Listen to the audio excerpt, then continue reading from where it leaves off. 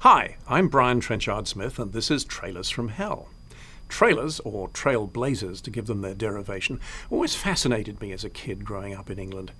Why did they choose that bit, not those bits, I'd wonder. So inevitably I started my career in the cutting room, moving to TV promos, before landing a job making feature trailers for National Screen Service, at that time the largest trailer-making company in the world. I learned my craft from the queen of trailers, Esther Harris. This lady here at the front of the staff photo in their brochure.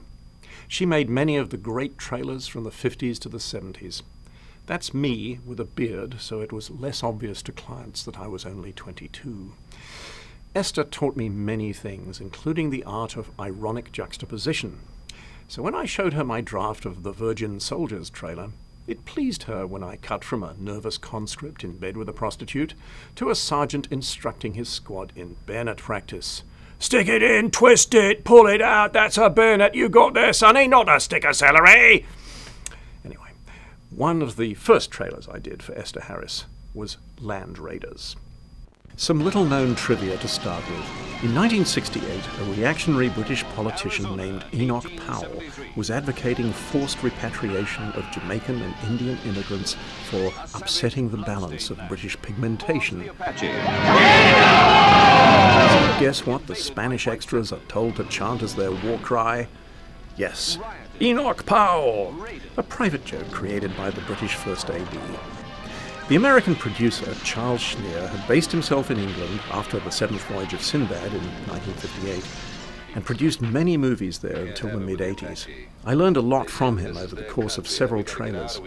He was a master at building a film around stock footage from the library of his longtime distributor, Columbia. He would choose spectacular shots from big action scenes way beyond the resources needed to stage himself. Then the director would shoot smaller scale shots involving the principal actors with matching costumes and action to knit the sequence together.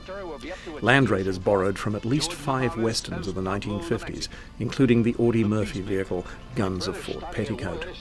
Initially the title was Day of the Land Grabber, but Columbia wanted something more clear-cut for the top half of a drive-in double bill, so they came up with Land Raiders.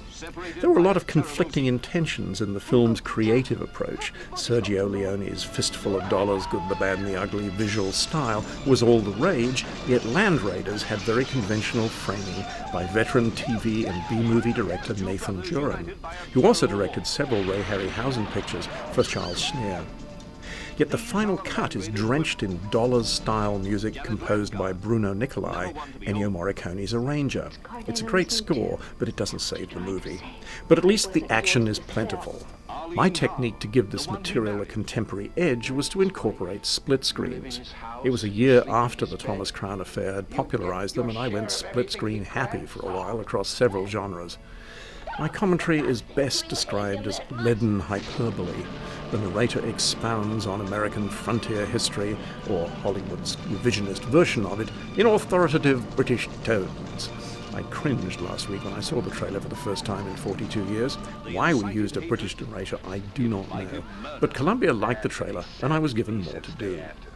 Telly Savalas and George Maharis play estranged Mexican brothers, though only Maharis speaks with a Latino accent.